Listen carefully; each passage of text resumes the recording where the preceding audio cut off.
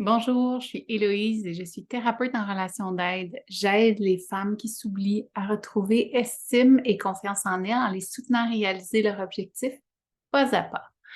Je suis vraiment contente de venir vous voir aujourd'hui pour faire une vidéo, puis vraiment aller, en fait, vous aider par rapport à comment on peut enfin se sentir assez, qu'on a assez de temps, qu'on a assez d'énergie, puis qu'on a assez de ressources pour avoir une vie satisfaisante.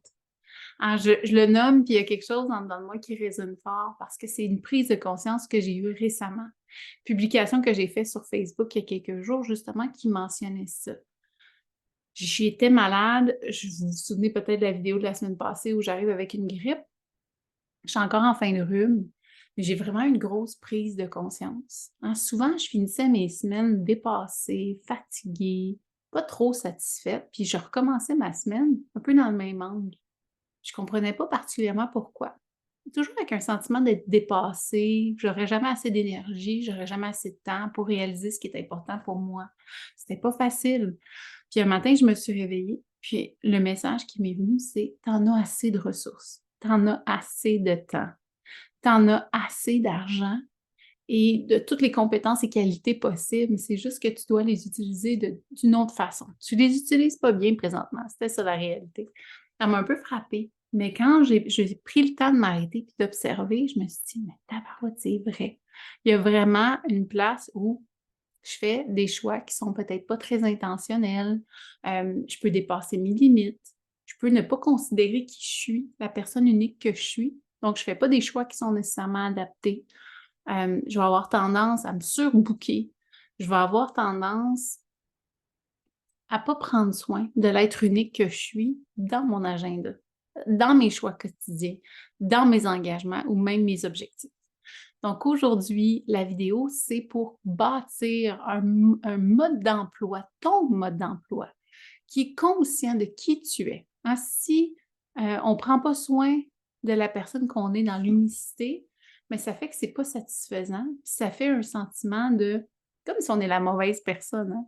Parce qu'on se compare, on peut avoir tendance à se comparer et à se dire: «Oui, mais par exemple, des heures de sommeil, telle personne» ou en général, les gens ont besoin juste de 6 heures ou de 7 heures.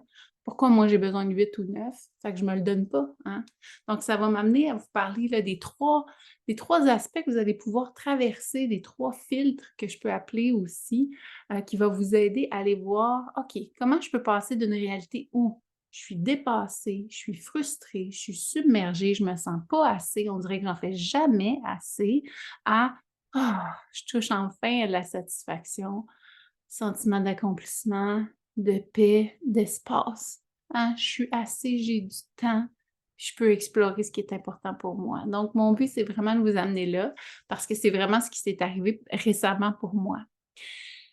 Donc, avant d'aller plus loin, je vais vous parler des 3 filtres, justement, puis après ça, on va pouvoir aller un petit peu plus en profondeur.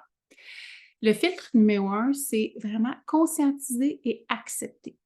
Donc, on conscientise quel genre de vie qui est bonne pour vous, qui est moins bonne pour vous. Qu'est-ce qui se passe dans votre vie quand ça goûte bon, quand c'est propulsant, quand ça prend soin sincèrement de qui vous êtes, ou quand vous avez tendance à faire: «Mais voyons donc, on dirait que là c'est trop, c'est frustrant», puis ça mène dans un espace de pas assez, hein. Fait que ça va vous demander de prendre le temps d'observer, de conscientiser.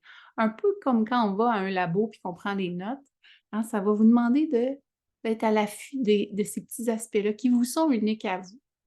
Ce qui amène à, comme je vous parle là, d'unicité, bien, ça demande d'accepter. Ça va vous demander de c'est sûr que si on juge constamment: «Ah, tu devrais pas être comme ça, tu devrais pas avoir besoin de ça, ça devrait pas se passer comme ça», c'est sûr que ça va être un petit peu plus difficile de vous construire un mode d'emploi qui est à votre image, hein. Vous allez avoir plutôt tendance, pardon, à vous créer un mode d'emploi qui est à l'image des autres, qui est à l'image de ce que vous pensez que vous devriez être ou faire. Donc, l'idée, c'est vraiment de sortir de ça. Donc, on conscientise, on observe. Qu'est-ce qui est important pour moi? C'est quoi mes besoins? C'est quoi mes limites? Jusqu'où je suis prête à aller puis que ça goûte bon, puis jusqu'où, quand je vais là, ça goûte moins bon. Je peux vous donner des exemples. Je l'ai donné aussi dans la publication Facebook, c'est Si j'ai trop de rencontres dans une même semaine, j'en profite plus. Je me sens submergée. Même, je vais avoir tendance à endurer le moment de relation au lieu d'être là, d'être présente et d'avoir du plaisir. Donc, j'ai dû, pendant ma convalescence, pendant le fait que j'étais malade, observer mon agenda puis être honnête avec moi-même puis me dire, mais oui, tu peux espérer être capable d'avoir 8 rencontres dans une semaine avec tes consultes et tout ça, mais la réalité, c'est que ça te fait pas du bien. Puis même quand je l'observais, dans mon agenda, ça me faisait pas plaisir, ça me faisait pas de bien, hein. Déjà, j'avais un impact, déjà, j'avais même pas le goût de commencer ma semaine. Fait que j'ai volontairement enlevé des engagements. J'ai volontairement fait des choix. Si on va aller plus loin avec ça, mais ça m'a demandé d'accepter, d'observer, d'accepter qui je suis. Donc ça en est un, hein, le fait de mettre beaucoup sur son agenda. Ce qui m'amène à vous dire aussi que c'est sûr que c'est dur de se sentir assez quand constamment on va se submerger, on va dépasser nos limites, on va s'en exiger davantage. Ben on n'arrête pas de se montrer en fait qu'on n'est pas assez, hein. Fait que si on ne prend pas soin de ça, on va dépasser, puis ça va nourrir en fait le sentiment de ne pas être assez.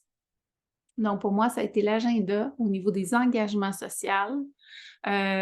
Il y a des choses où aussi, si je ne médite pas le matin, on dirait que je ne suis pas la même élo. On dirait que je vais avoir tendance à être impatiente, être plus dans la peur, dans le doute, dans la méfiance. Donc, pour moi, si je ne médite pas, je le paye cher. Si je mange le soir avant de me coucher, ça a de l'impact sur mon sommeil, ça a de l'impact sur mon lendemain. Si je ne m'entraîne pas tous les jours, mon moral est moins fort. Donc, c'est en conscientisant, c'est en m'observant que j'ai pu faire. Ouais, regardons ça. Quand je fais ça, ça donne ça, mais quand je fais ça, ça donne ça. Quand j'ouvre Facebook trop longtemps, ça m'amène à procrastiner.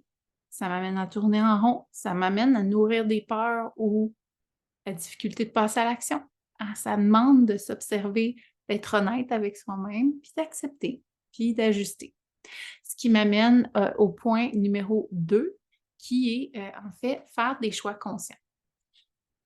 Donc, on conscientise, on accepte, et là, on s'assoit et on se dit comment je vais prioriser ce que j'ai conscientisé, hein, selon les besoins que j'ai, les limites, les ressources. Comment je vais mettre ça dans mon agenda maintenant? Par quoi je commence? Parce que l'idéal, évidemment, c'est de ne pas commencer à tout essayer de faire en même temps. Ça ne fonctionnera pas, ça ne va pas tenir longtemps, ça ne sera pas le fun non plus. Donc, dans le fond, ce que moi j'ai pu faire, c'est j'ai conscientisé que pour moi, la méditation, c'était primordial. Donc, j'ai commencé par la méditation que j'ai commencé à mettre dans mon agenda tous les jours. Éventuellement, j'ai rajouté l'entraînement. Et éventuellement, j'ai changé certaines habitudes alimentaires. Je les ai recadrées. Donc, prenez soin de vous, hein, en mettant votre agenda à votre rythme, selon ce que vous êtes prête à faire, les changements qui sont ajustés avec ce que vous avez observé en première étape. Donc ça, c'est l'étape numéro 2, prendre le temps d'évaluer vos priorités, de mettre à l'agenda et d'en profiter. Et l'étape numéro 3 que je pourrais vous suggérer, c'est en fait de passer à l'action, donc éventuellement de le tester. Parce que ce qui est intéressant, c'est qu'on va le mettre à l'agenda. Il y a des choses qui vont goûter vraiment bon. Il y a des choses qu'on avait en tête, qu'on pensait que ça allait prendre soin de nous. Finalement, il faut s'ajuster, il faut l'adapter. Exemple, il y a un certain temps où je méditais 1h30 le matin, tous les matins. Ça prenait beaucoup soin de mon aspect spirituel, ma connexion, mon moment présent, mais je voyais pas mon beau-fils, je voyais pas mon chum. Je me sentais un petit peu déconnectée de la famille. Hein? Fait que je méditais, j'allais travailler, puis je revenais, fait que j'étais comme wow! J'étais un petit peu, comment je dirais ça, un peu déstabilisée au début parce que je me disais: «Oh my God, ça va être la meilleure chose, tu sais, plus je médite, mieux c'est». Là, j'ai fait: «Oh, tu vois-tu que mes besoins peuvent avoir besoin d'équilibre?» Donc j'ai besoin d'ajuster ce que je vais faire dans les choix que je vais faire pour m'assurer que, est-ce que c'est satisfaisant? Ah, parce que, par exemple, quelqu'un qui peut s'entraîner 6 fois par semaine, mais qui ne voit pas ses amis, oui, l'entraînement, c'est génial. Oui, ça peut nourrir un de ses objectifs, mais si ça l'empêche de prendre soin d'un autre de ses besoins, là, ça va demander de recalibrer. Hein, donc, c'est ça la troisième étape, c'est on le met dans le concret. puis on est prêt à le rajuster. On est prêt à être souple, on est prêt à le tester, puis à rester à l'affût de soi, hein. Est-ce que ça goûte bon? Est-ce que finalement, ça goûte pas si bon? Puis se l'admettre, puis l'accepter, puis être prêt à tester tout ça. Donc voilà, j'espère que ces 3 filtres-là qui peuvent vous aider de passer à une vie qui est plus être submergée dans le pas assez, à vous obliger à avoir une vie qui vous ressemble pas peut-être, pour aller vers une vie qui vous ressemble, qui est à l'écoute de qui vous êtes, qui est acceptante de qui vous êtes, qui est adaptée à qui vous êtes et qui est priorisée, pardon, selon ce que vous avez besoin et où vous allez être prêt à vraiment le tester dans la réalité, l'ajuster, puis en profiter pour pouvoir enfin toucher à un sentiment de satisfaction, de paix, d'amour de soi. Parce que oui, vous êtes assez.